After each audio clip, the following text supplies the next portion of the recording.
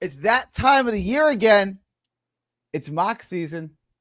2.0 is actually the second draft that we've done, but Fanspo is updated. Dylan is pumped. I'm pumped. We got a full first round mock draft. Dylan, I'm just gonna pass you the rock and let you run point here, man. How's everything going?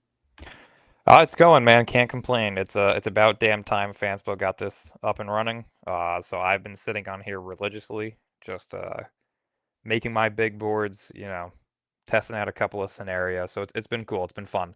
Um, First and foremost, I wanted to ask you beforehand, are we doing any form of trades in this, or do we want to just stick with the teams that are selecting as is? I was gonna say, but stick to as is. Okay. But I'll let you run point, man. I'm giving you the ball. I'm letting you create the offense here. No, we can definitely stick with it. It's definitely a little early to tell what the trades are going to be. I know that I've already put out my scenario with Yeah, OKC in the number 10 pick, but we'll see what happens. I Um, wanted your thoughts on something real quick because I had an exchange with Pete on trading Porter, Michael Porter Jr. And he said mhm. it's going to be difficult because of his contract. I don't think his contract's bad at all. I mean, I would. Do you think that his contract, Porter's contract, would make him a difficult player to move? I definitely think it's a bit more expensive of a price tag than majority of teams would want. It really just depends on the team. Like I put out a scenario with the Detroit Pistons today. Listen, I don't want to trade Michael Porter Jr., but if you're able to flip Michael Porter Jr. and Haywood Highsmith into Tobias Harris's expiring contract, Jaden Ivey, an unprotected 2026 first round pick, and a 2031 unprotected pick swap, then I would probably think about taking it. Um, it would definitely be tough to see him go because I really do like him. I don't want to see him traded. I do think he could be a true building block within the Nets. But ultimately, if you're able to get positive value for him, I would take it. So it's really just going to depend on what the offers are. But Detroit to me is a team that could show some form of interest. Potentially, I mean, if I'm looking at teams real quickly, you're probably looking at Detroit. I would say Chicago is maybe another team. Um, Is Chicago up for real contender? What's their deal? I think they're a borderline, but they need some. I wouldn't say contender. I would say, are they a playoff caliber team? They're borderline. Are they a play-in team? Definitely. I feel like Chicago, Detroit, maybe a team like Charlotte could use a Michael Porter Jr. Um, there's a couple of teams out there that I could see. But again, the only way that I trade him is if I'm getting at least two first round picks that are unprotected for him. I think that he has played his way into being worth two or three first round picks.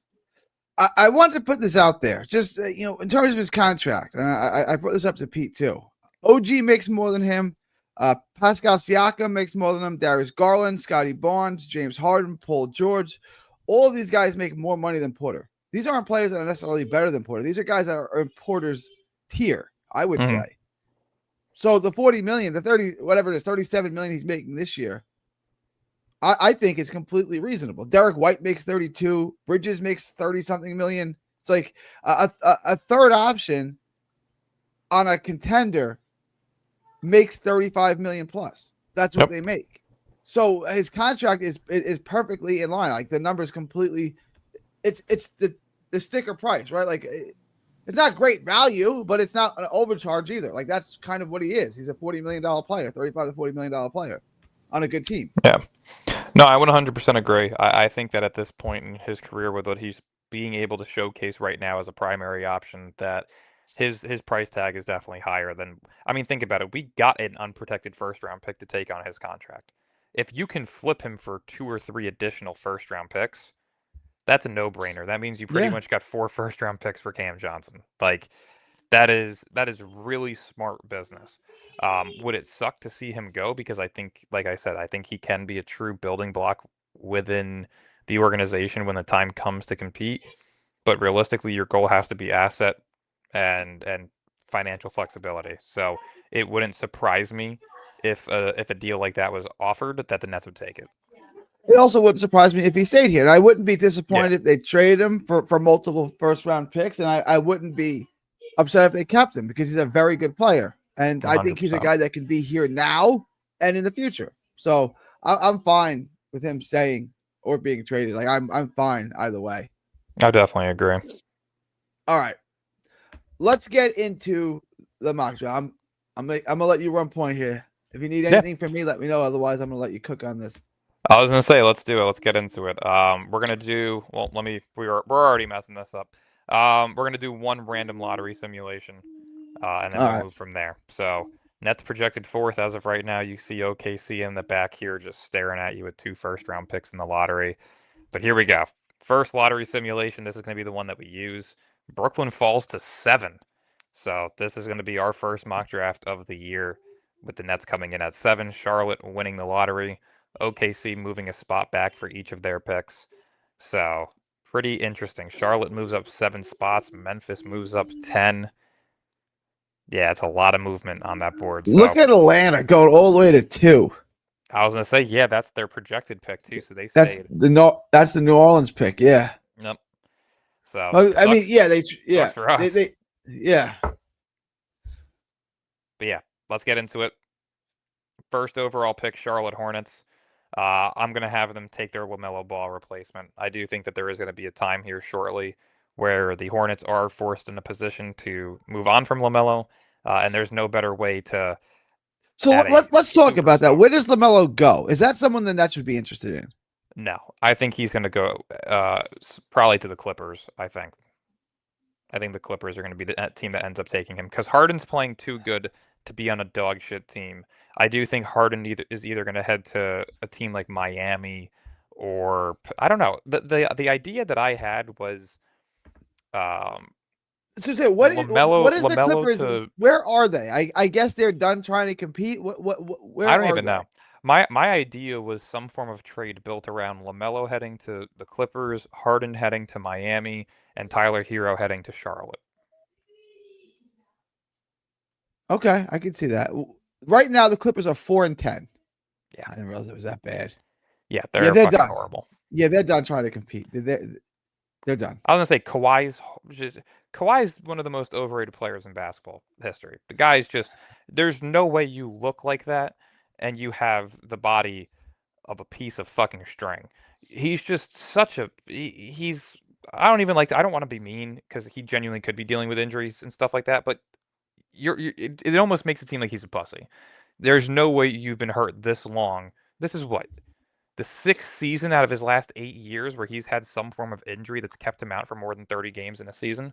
Like, just Yeah. hang it up, dude. You're a waste. Just get out, go heal up, be healthy, live your life. You've already made Well, your he's still millions. making a lot of money, so Yeah, it's just like it's such a waste of space. Um, but yeah, in this scenario here, I'm gonna have the Hornets take Darren Peterson. I think that a core of Peterson, Kneppel, who, by the way, again, I'm gonna reiterate this because he's coming off of a 28 point, like 8 rebound, 9 assist night. This kid's the real fucking deal, and I said this. But Darren Peterson, Con Kneppel, and Brandon Miller together is a very intriguing trio over in Charlotte. I think the immediate impact of Peterson could put them in play-in contention. Again, we say this every year with Charlotte because they do have a genuine play-in roster. It always just comes down to health. So to me, Peterson healthy with Kneppel in a second-year leap, that's going to be a scary little duo over there for a lot of years. Moving on to the second overall pick, the Atlanta Hawks. Really tough scenario here again. I absolutely hate the Hawks landing in the top 3 simply because they don't need any of these guys. To me, I am hoping the NBA puts them in a position to draft somewhere between 5 and 7 because I truly do believe Mikel Brown Jr. is their best overall option, with Trae Young most likely being on his way out. But in this scenario, you got to draft best available. I think pairing AJ DeBonsta with Jalen Johnson and Onyeka Okongwu is something that would be extremely intriguing. So that's the route that I'm going to go here. AJ DeBonsta overtaking Cam Boozer for the number 2 overall pick. would they look to trade out if they did get number 2? Would they look to trade back? I don't want to put anything out there that is too realistic because I know sometimes common sense really hurts the brain. But Yeah. if they're smart, Trae Young and that top 3 pick for Giannis, it makes too much sense right now. Yeah. It Agreed. makes all the sense in the world. Um, with the number 3 pick, again, this is where I like certain fits for certain players at these on these teams. With Jaren Jackson Jr. likely to stay in Memphis and Ja Morant to be on his way out, I would usually prefer a different option here, but luckily for Memphis fans, they've got the 9th overall pick in this scenario as well as the 32nd overall pick. So they don't really need to worry about positional needs. I think that if they're able to land Boozer and pair him next to Jaren Jackson, that is an extremely scary looking front court. So that's exactly what I'm going to do there. Cam Boozer. Um, I just recently had him. Actually, you know what? I'm not even going to spoil it. I'm going to do my own little video, probably sometime over the weekend, breaking down my recent mock draft that I did. But Cam Boozer going number 3. I still do have him as a top 4 projected player. I'm more so in the debate of whether or not him and Caleb Wilson are closer than people think. Um, what are your thoughts here? Top 3 is filled out, same 3 as usual. Yeah, it's the What same are we three as thinking? I'm interested in seeing where I meant, and now you're saying Caleb Wilson. Mhm. I thought there was a clear pecking order. Like those are the top 3, and then Wilson and Ament are 4 and 5. But you're saying Wilson's closer to 5, closer to 3 than he is to 5. Yes, 100%. And I think Nate Ament closer to 7 than he is to 5. Really? Okay, Yeah, because that's a I player think I like a Mikel lot. Brown. His name was surging for a while, but continue. I was gonna say I think Mikel Brown, Nate Ament, and Koa Pete right now are the 3 guys battling it out for that number 5 spot. With the Sacramento Kings pick here, this is a team that's going to be going into a full-blown rebuild. But I do believe at this point in time, the top 4 is solidified, no matter the order, and that's going to be Caleb Wilson. To me, this is the next Kevin Garnett. If you've watched this kid play, I have been lucky enough to watch every single game of his so far this season. He is the most consistent and most dominant athletic build power forward in this year's draft. Um, this is a kid who can get to his spots with ease within the paint, has a very soft touch as a post player, is extremely athletic, can finish above the rim, and he is by far the best defensive player I think in this year's draft. This kid has it all. If he puts on a little bit of weight and keeps that athleticism and speed, if he can showcase just a little bit more of an ability to space the floor from 3, I think that this is going to be one of the highest upside prospects in this year's draft. And I'm Alex a is Duke saying guy saying this. I just want to put that out there. Alex is saying LaMelo is open to a trade. He's gonna have to be. Yeah, Continue.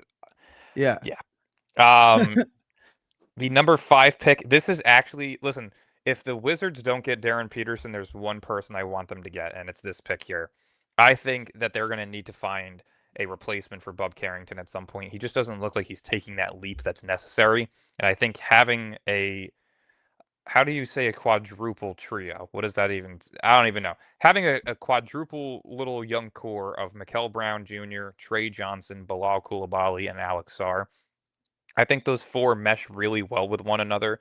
Mikel Brown is by far one of the best, if not the best, freshman playmakers in this year's draft. He's also extremely efficient from the field, shooting a 50% clip and averaging 19.3 points per game. So to me, right now, this kid is my 5th overall pick, and there's no better situation for him than either Memphis or Washington. All right, and we move to 6. Yeah, 6 overall pick, Indiana. This is where I love the fit for Nate Ament. Again, I do think Koa Pete, as of right now, is in competition with Ament for that 6 overall spot. But in terms of who fits this team better right now, I mean, you know what? This could be a debate now that I'm actually thinking about it. Because Chris Sinac Jr., the Pacers are in dire need of a center. With Miles Turner leaving for Milwaukee this past offseason, I do think that they are a true big man away from really being able to get back to the level that they were at. They already are filled out on the wing department with Pascal Siakam, Obi Toppin, Neesmith, Benedict Mathurin, Jarris Walker. So you know what? I'm going to switch it up here a little bit. I do think that Indiana is smart enough to go with the position of need that also has the highest upside. So I'm going to take Chris Sinac Jr. here at 6. This is a guy who reminds me a lot of a higher upside version of Kel'el Ware. if you've seen him play yet so far this season, he does not move like he's a 6'11" big. Reminds me of a bit quicker Bam Adebayo, Jaren Jackson-like player. So I think the ceiling on him is through the roof, and especially being in that Indiana system with Tyrese Halliburton, who will be back, Andrew Nemhard, Pascal Siakam. I think that it's going to work out great for them to go big man at number 6.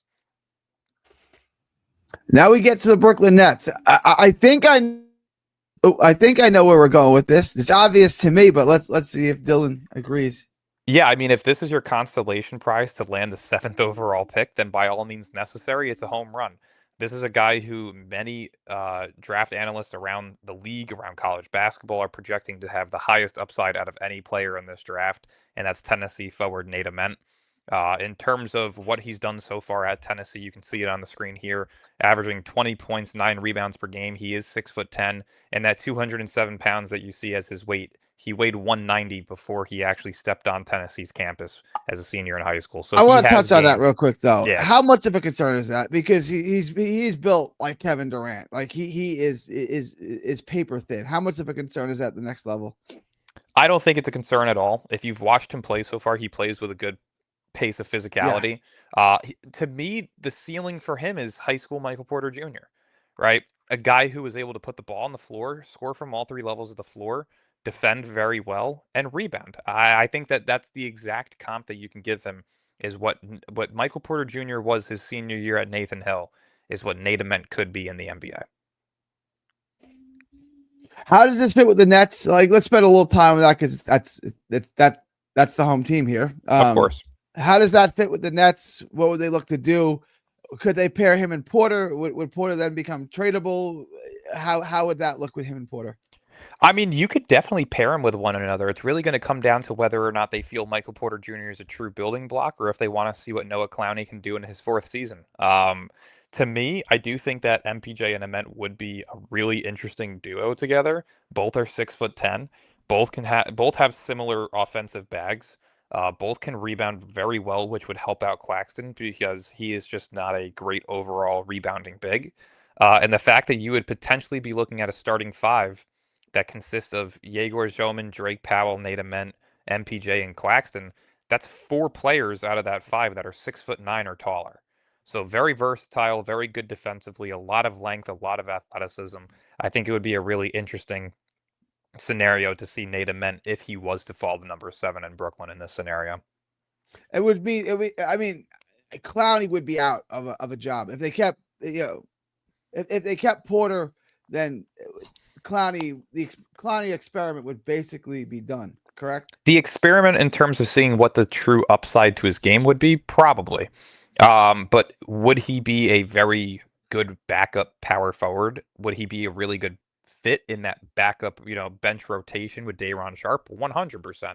So I do think that there is yeah, I mean, I see he doesn't block shots. He's not a particularly good rebounder. Like, he's getting a little bit of a midi. I just like, I don't know. There are better players to me to be a backup for than Noah Clowney. I was a big fan. I'm not seeing it right now with Clowney. Yeah, I think that's kind of come down to whether or not the Nets look to spend big in 2027. You'll have Michael Porter Jr. expiring. You're probably not paying Cam Thomas this offseason. You're most likely not paying him, so you're not going to have to worry about him being on the books. Claxton will be an expiring contract for the 2027 regular season, so you're going to have a lot of movable financials where you can add pieces. So who knows? But I definitely think that Clowney can be a solid backup on a retooling team. I would consider it at that point.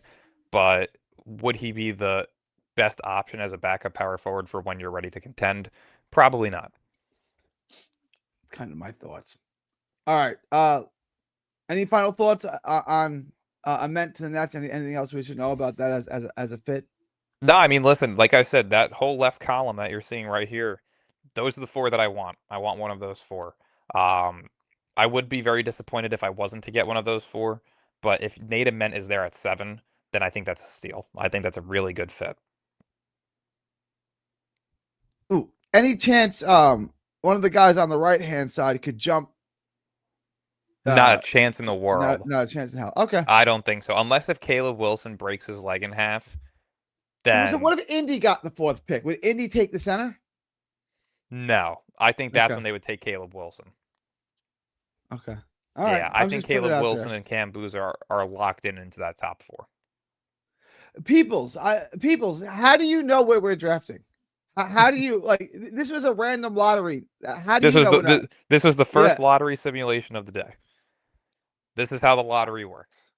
Um, 8th overall pick, Dallas Mavericks. This is a team that's entering a full rebuild. I do think Cooper Flag in the NBA is going to be best utilized as a small forward, and for that reason, I'm going to have him take a more in the paint dominating power forward in Koa Pete. I think this is a guy who is very close to a Cam Boozer like player, minus the playmaking ability, and I think that's why he would be a perfect fit next to a Cooper Flag because Flag has that ability to play make. So a duo of that starting your rebuild over in Dallas, plus the assets that you would get back in return for Anthony Davis, Kyrie Irving, Klay Thompson, D'Angelo Russell. I think they'll have a nice little building block area for to start their rebuild. Here's my projection for the top 3 picks. I'm going to say if the lottery stays as is, I'm going to guess that Indy gets a top 3 pick, that Dallas gets a top 3 pick, and that Brooklyn gets a top 3 pick. I highly doubt the league will reward Dallas for the malpractice they've had. They want they want 'cause Cooper Flag to be their star. In order for him to be a star, he's got to compete. If they can get him Boozer and put Boozer next to him, I mean, I don't think Boozer and Flag are a good fit next to one another. I think if they're going to give him, I think if they're going to give Dallas anybody, it would be Nickel Brown Jr. Maybe with the 5th overall pick, because I do think point guard is going to be one of their biggest needs, and I think So Nickel what do they do with with Flag would Kyrie be then? really good. When Kyrie comes back, obviously Kyrie doesn't fit the time frame anymore. Because I thought Dallas was going to compete this year. I really did. What do they do with Kyrie when Kyrie comes back? Personally, I think they're trading him. I think he's heading to Houston. Okay. I mean, very possibly. People, 9th overall pick. Draft. We hit a button that says simulation. This is how the cookie crumbles, man. I don't know what to tell you, peeps. I don't think he's understanding what's going on here. Memphis Grizzlies, 9th overall pick. They already got Cam Boozer. Who knows what they get in return for Ja Morant? They're probably going to try and move off of Kentavious Caldwell-Pope as well. Maybe Brandon Clark, players like that. To me, you're probably looking at a guard here. I don't think Avdilas has entered a definite top 10 conversation just yet. After his explosive performance against Providence, he has kind of slowed down a bit. I do think there are certain teams that would reach for him, specifically Brooklyn, if they can get another pick. But to me, right now, I think the best overall player that you could pair with Boozer and Jaren Jackson would be some form of guard, whether it be Darius Acuff, Malik Thomas. I'm going to switch it up here. I did do this for my mock draft. I am going to have them select Malik Thomas. And before I I thought you were even gonna do go that, Acop. Go ahead. There you go. I was going to say Thomas has the ability to be a really good guard in this league, a combo guard specifically. Reminds me a lot of Trey Murphy in terms of play style, but Tyler Hero in terms of what he can do from an all-around perspective currently. You can see the stats right there, 19.5 points, 4.5 rebounds, almost 4.5 assists, almost 6 rebounds. Shooting 41.2%, he is not the most efficient just yet, but I do think that his versatility, his athleticism, he's got a quick first step, a good handle, and his overall 3-level scoring ability is something that I do think is going to rise him up board. So I'm going to go Malik Thomas here for Memphis. He just seems like a Memphis fit. I'm going to be honest. He plays with an attitude, and I think it's something that Memphis would really like to pair with a team that consists of Jaren Jackson Jr. and Cam Where is Boozer. he from? Where's Malik Thomas? Like, where's home for him? Like, where did he grow up? Oh, Where did he play? I have no clue. That is some way to spell Malik. He's got to be from the South. He's got to be. Let me see. Probably. Where is he from? He's from Pittsburgh. I would have never guessed that. Oh, wow. I would have assumed he was from Arkansas or somewhere. Some way he's from Pittsburgh. That's crazy. All right. Yeah. All right, here comes Okay. public enemy number 1 when it comes to every NBA draft. As you can see here, The Thunder currently own the 10th, 11th, 16th, 27th, and 36th pick. Do I believe that this is possible? No, it's actually impossible for them to pick 4 times. They have 12 players that'll be on their roster next season that are under contract. They are also going to have 245 million worth of cap salary that'll be used, so they will be far ahead of the second apron. So though this is unrealistic, we are going to have them stick and pick all 4 times in this draft.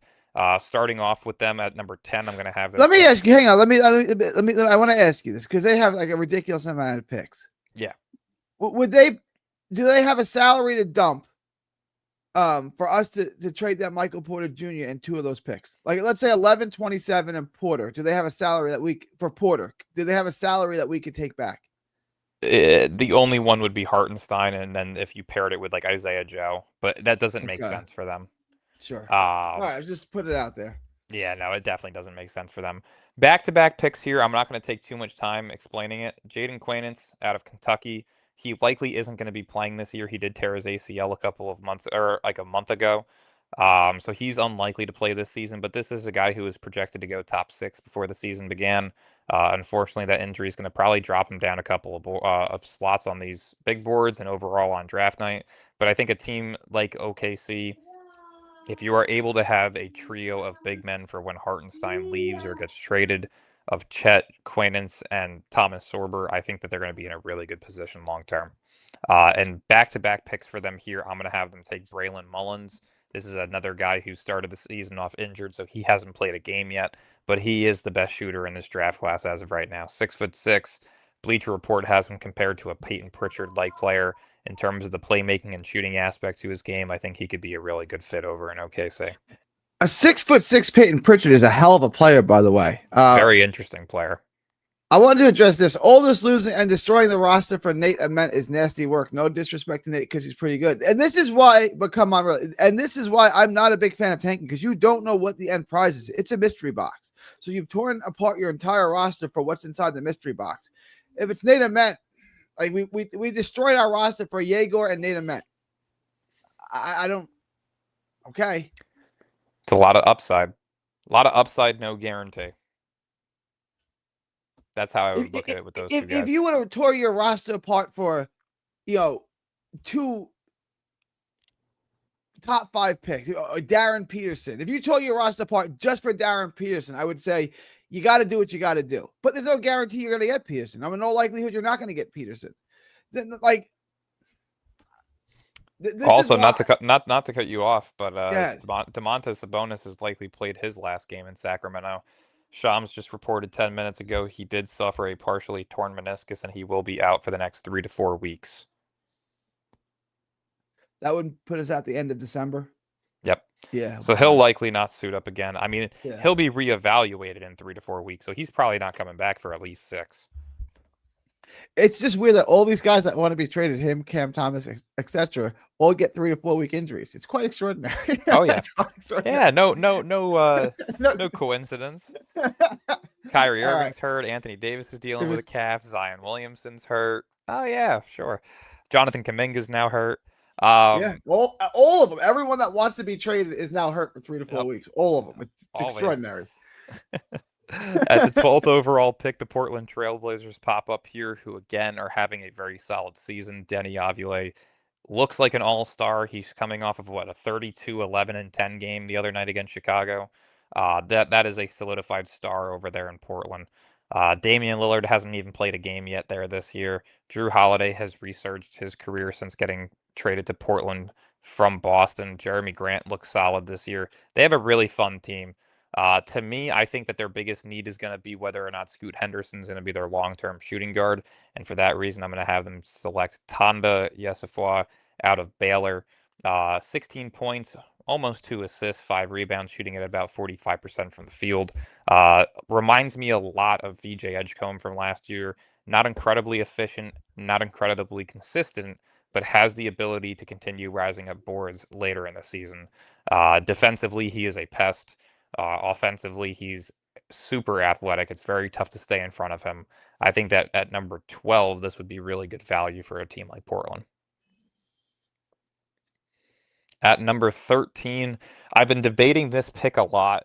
There are some ties to who I'm going to take here. Um, it's a no-brainer to me. Nicolas Avdilas is from Greece. Giannis is from Greece. They both share an agent. I don't think he would slip past this pick here. I think that in terms of what they're looking for, pairing together a 6'9" point guard with Giannis and Miles Turner long term could be really intriguing and another way to keep Giannis in Milwaukee for another year. So I'm going to have Avdilas uh, end up at this 13th overall pick to Milwaukee. And again, this is my biggest sleeper of the year. I think that he is one of the best players in this draft class, if properly developed. With the Boston Celtics pick here, rounding out the lottery, 14th overall, I do think that they are in a big need of a point guard. There is one kid who's flying under the radar who is on the screen right now, but hasn't really gotten much recognition. I do believe Bleacher Report just put him ninth overall, which I think is way too high for what the expectation of his game could potentially be. But I do think that if he continues to play at the rate that he is, he could end up a late lottery just outside the lottery pick. And that to me is going to be Kingston Flemings out of Houston. Usually this would be my Darius Acuff pick, but I do think that Flemings, as of right now, is generating a bit more buzz in terms of what he can do from an all-around perspective, averaging 17 points on 69% shooting, 5 assists, and 3.5 rebounds. This is a guy who fits the Boston system perfectly, and especially for when Jason Tatum comes back, and depending on what moves they make to better the roster for next season, they could be right back in their playoff championship contention. Do you Just to can Acuff really fall this far? I mean, I haven't seen a mock draft of him being in the lottery yet. I All right. personally think he's a lottery talent. I've done some mock drafts where he does go in the lottery, but there are a lot of people that expect him to be in that 15 through 19 range, which just goes to show how great this draft This class is. draft is, yeah. I mean, you still have Acuff, Lopez, Filan, Sarr, Steinbeck, Isaiah Evans, JT Toppin. Like, there are guys on this list here that if you're getting in that 15 through 25 range, it's ridiculous. And that brings us to Golden State, first pick outside of the lottery. This is an interesting pick, but it's one that I think needs to be made. And that's going to be Hannes Steinbeck out of Washington, the 6'11 big, uh, solid floor spacing abilities, efficient scorer inside the paint, great rebounder. Probably one of, if not the best rebounders in this year's draft class outside of Cam Boozer. 14.5 points, almost 13 rebounds per game as of right now. I think the Warriors would be smart to grab a long-term big. It's the one position they've refused to go out and get for years, whether it be Kevon Looney running the big man for them for years, Zaza Pachulia at one point in time. They need to go and grab that big man that's going to be sustainable long term, and I think Steinbeck could be a perfect fit for him. And here they are again. It's so annoying because they don't need any of these guys. Um, to me, this is another interesting pick. To me, OKC is very particular with who they would take, and for that reason, specifically, I'm going to have them select Dame Sarr. Uh, Incredibly high upside as a 3 and D caliber guy in this league. There are people who are already putting him in the lottery. I don't think that he is that good just yet, nor do I think he will be. So for me, just outside of the lottery to a team like OKC in this scenario, who would benefit very, very nicely from having another 3 and D versatile player on their championship contending roster. With the 17th pick, again, there's no reason Acuff should be on this board, but if you look at how the board's falling right now, the Bulls don't need a point guard. The Spurs are up next. They don't need a point guard. It's really difficult to find spots for Acuff in these ranges right now. And for that reason, again, I'm going to have the Bulls select Kareem Lopez here with the 17th overall pick. This is a guy who I haven't personally been able to watch a lot of film on just yet, just a couple of highlight tapes here and there. But he moves very similarly to a guy like Jalen Johnson. I don't think that he has the ceiling of Jalen Johnson, but in terms of what his overall play style is, smooth shooter, able to create space and get to the rim, very good defender.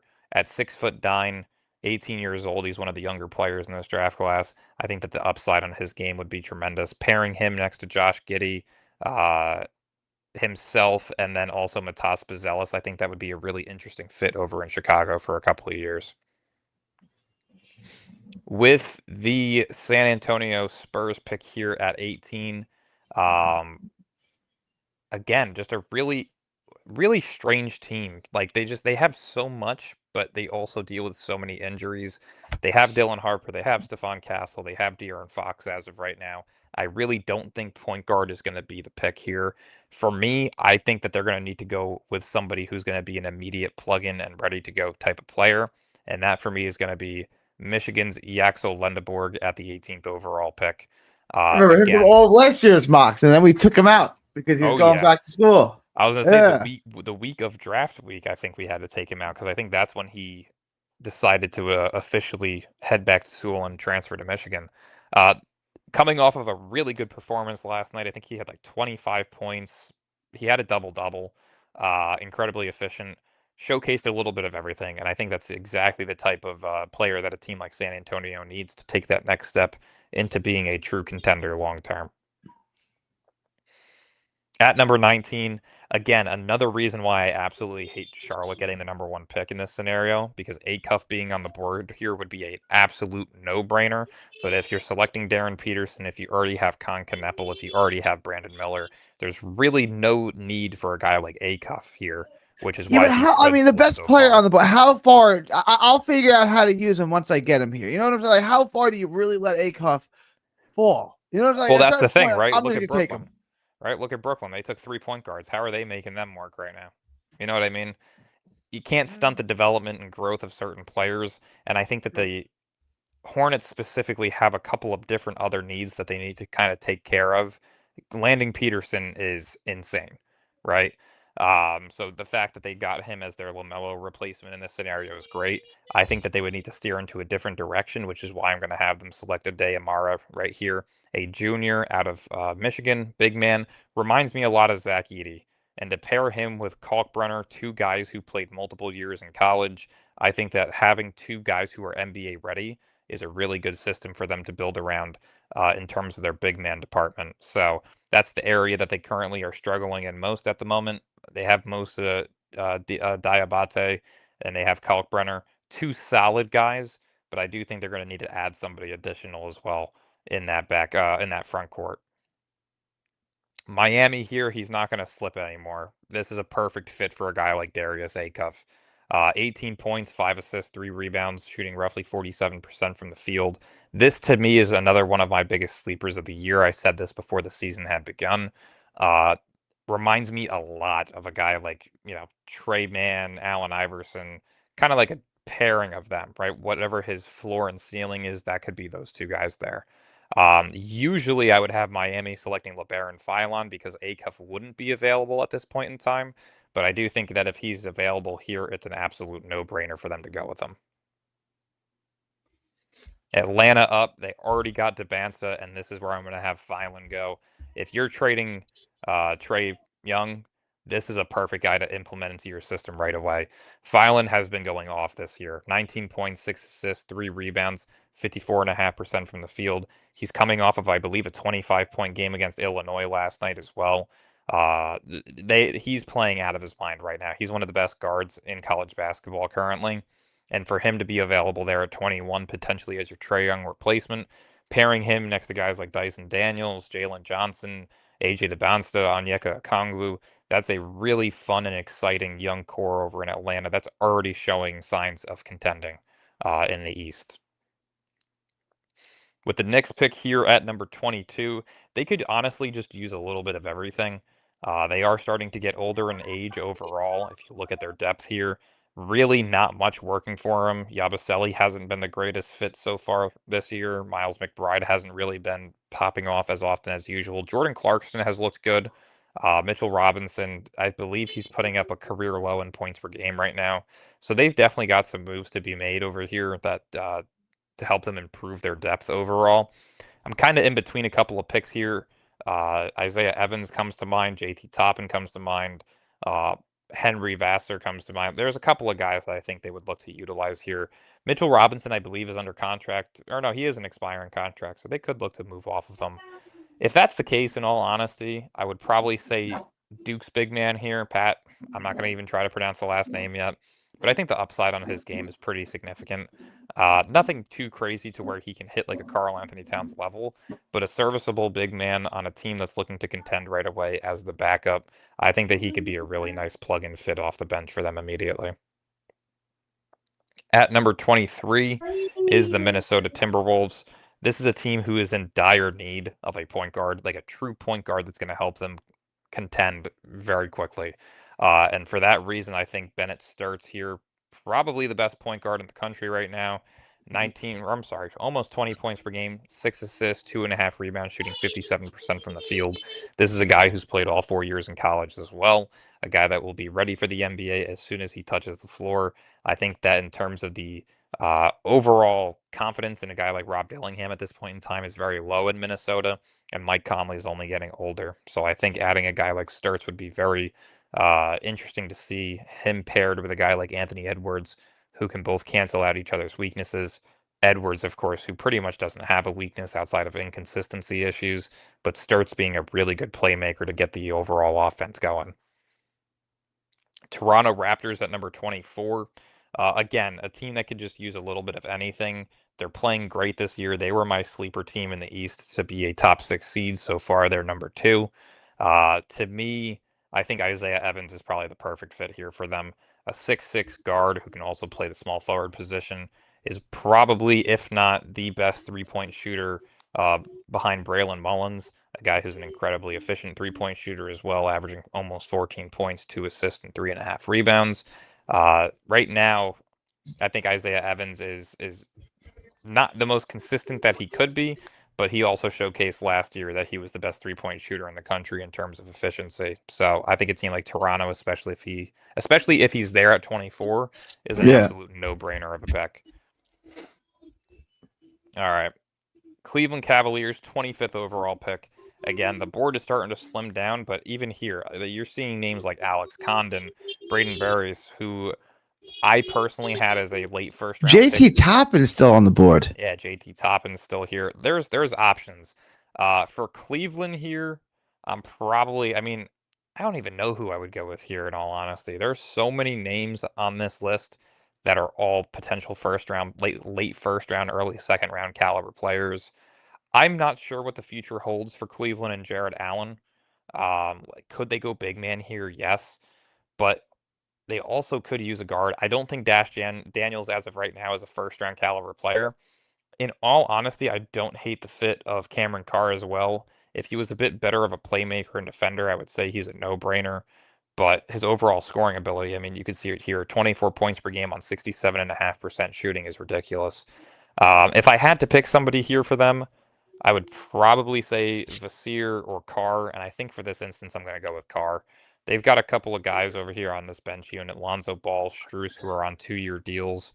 I think that they're going to need some guard replacements here in the near future as well. So I think Carr is going to be a really solid fit. Sophomore, he was injured for his entire freshman season, so this is considerably his first season in college basketball, and he's already been dominant as a scorer. Lakers come up here at number 26. I think that this is probably one of the best fits in this draft so far this year. Henry Vassir. He has been climbing up my draft boards left and right. A junior big man, 7 foot with a 7'7" wingspan, I believe. That's what I believe it's 7. No, Ade Mara has a 7'7" wingspan. Vassir, I believe, has a 7'2" or a 7'3" wingspan. But regardless, 15 points per game, 8 rebounds, 2 assists, shooting 64% from the field. In terms of a guy who's ready to play with Luka, I think this is a nice little fit for them here. And of course, OKC back on the board as always. Yeah, of course. If he's available, they're going to take him. It doesn't matter. JT Toppin going 27th overall to OKC. If you were to look at me and say they're walking away with Jaden Quainance, Braylon Mullins, I don't remember who we got with them at 16. Let's see. Dame Sarr and JT Toppin. That's just ridiculous. You can't beat that. Denver up here at number 28. This is where I'm going to kind of switch things up a little bit. Usually, I mean, I would probably say a wing here is best for them, but they also are in a big need of a guard position. I'm going to switch things up. I'm going to go with Christian Anderson out of Texas Tech, averaging almost 20 points per game, 9 assists, 4 rebounds, and shooting 43% from the field. He has been absolutely explosive for Texas Tech this year, and I do think that a guard is one of their biggest needs.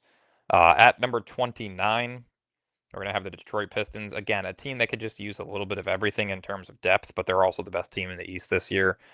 In terms of play style fit, I think there are a couple of options here that would work out really well for them. In this instance, honestly, I don't hate the idea. I mean, Zuby has had a really good season. I feel like if Detroit is to look to move off of a guy like Isaiah Stewart, this would be the perfect replacement for him. Thomas Haw, another guy that would probably fit really well with what they're looking to do. Good floor spacer, good rebounder, good scorer. Um, I don't know. That's a tough spot. Tolger is another option. 8.5 points, 5 rebounds. Defensively, he's been a menace. If I'm gonna pick anybody here, I'm leaning a little bit towards Thomas Haw, and that's who I think I'm gonna go with here. With the final pick in the first round is the Washington Wizards. Thanks to the OKC Thunder, thank God. They don't need another pick. They selected Mikal Brown Jr. here. I think they need a big man, and I think Badunga's worked his way into this first round so far this season. So that's who I'm going to have rounding out the first round. Flory Badunga out of Kansas as a sophomore, 16 points, 7.5 rebounds, 75% from the field. Extremely efficient paint scorer. He's not going to be a great floor spacer. I don't think he'll ever get that ability to do so. But in terms of paint dominance, overall defensive ability, rebounding ability, I think this is a guy who could be a really good fit over in Washington. There And it that's our is. first round. Yeah. There it is. We went through that pretty quickly. Why? What's the time on it? 46 minutes, but we spent the first 5 minutes talking about the Nets and the Porter trade. So we went through it in about 41 minutes. Yeah, not bad at all. I think that's a record for us. Could be. Could be. But yeah, I mean, you see here, 1 through 17 are incredibly high upside players. This draft class is ridiculous. It is something that I've never seen before in my life. Yeah, we got to figure out a way to get back in one of those top 17 picks or 15 picks. We need to figure out a way to get a second pick in this draft. Listen, OKC is the team. I'm going to continue standing on it, whether it's pick 9 through 12 or if it's that 15 through 18 range. OKC's got to be the team that you're calling on draft night. Yeah, they need to trade. They can't draft 3 times in the first round and 4 times in the top 36. It's not even feasible. They can't. They literally can't do it. Right? Like they can't keep all those players with their current salary cap. So, yeah, and that's what I'm trying to figure out how we figure how. What would you be willing to trade? Would you be willing to trade one of the 2030 Knicks picks to them? What would you be willing to trade, and what would it take to get? I'm eyeing that second first round pick. So what was it? 15 here? Yeah, it was 11 here because they had 10 and 10 then and 11. So I'm eyeing though, that second. Yeah, realistically though, without the lottery, they have picks 9 and 10 right now. So to me, if you're getting the 10th overall pick, I'm giving up the 2032 Nuggets unprotected first round pick to OKC. Plus, I'm giving away a top 10 protected either Nets or Knicks 2031 first round pick. And I would do it in a heartbeat. Yeah, I mean, and look, that's a great pick. Denver, I mean, OKC would be getting Denver's unprotected 2032 pick. Mm-hmm. That's ideal for them, right? When these guys start to age a little bit, you get that pick, and that's probably going to be a good pick, you would imagine. Yeah. Yeah. I would do it in a heartbeat. I mean, there's only OKC can only do so much. You know what I'm saying? They can't physically roster 5 players in this draft. They have 5 total picks in this year's draft, right? 4 first rounders and a second rounder. They can't physically take more than 2 players because they're gonna have to leave a roster spot open for. I don't even know if they're gonna be able to take any players because of how deep into the second apron they are. Realistically, if you're taking a guy at 9 or 10, that person's making anywhere between 6 to 9 million. Yeah, it's not feasible. Now. Yeah. So let's just say right now they're picking 9, right? Let's just use that. Just all right. NBA salaries for. I mean, am I crazy for saying I would give up 4 first round picks in the future for picks 9 and 10? You get both of them? I would do it. Oh my 100%. God, are you kidding me? Yeah. You're telling me I have the opportunity to add 3 top 12 picks in this year's draft? I'd give up 4 unprotected first and whatever fucking players you want. I don't even care. So it'll go up a little. Wait, 2025 6 rookie contracts. NBA rookies contracts 26, 27. Hang on.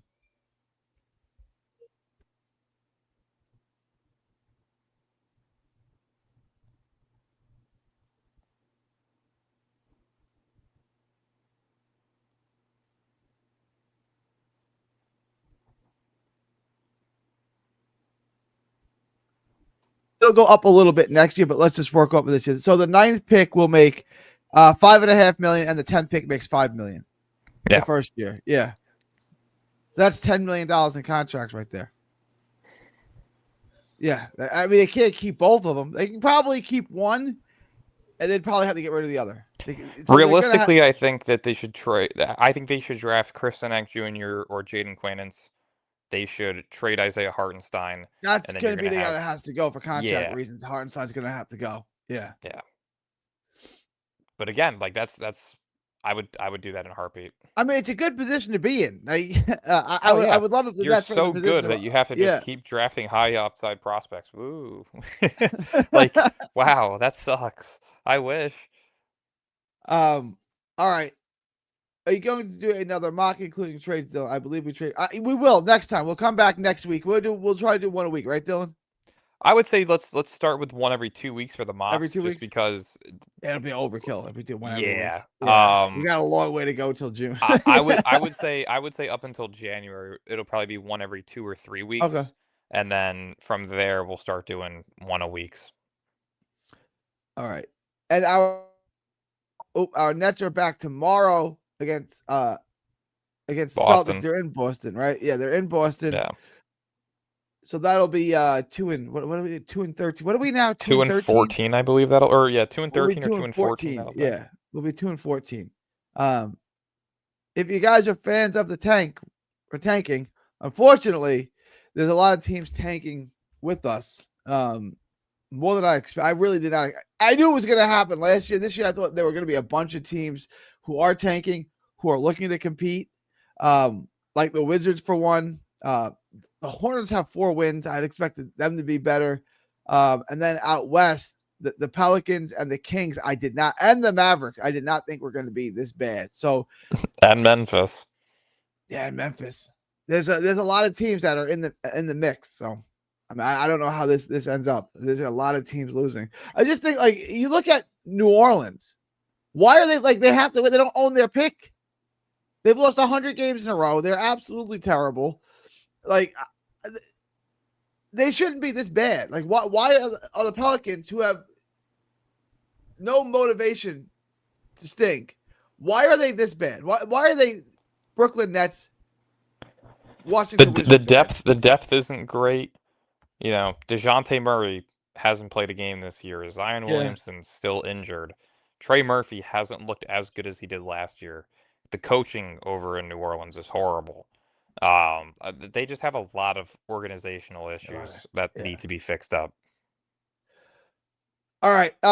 It's been about an hour. When do you want to come back? What's your schedule like? Let's shoot for Sunday. Sunday sounds good. We could do Sunday. Want to do Sunday? Yeah, we'll figure out a time. I'll let you know. All right. Sounds good, y'all. It is November 20th, 2025. From Texas to the world. Thank y'all, and God bless.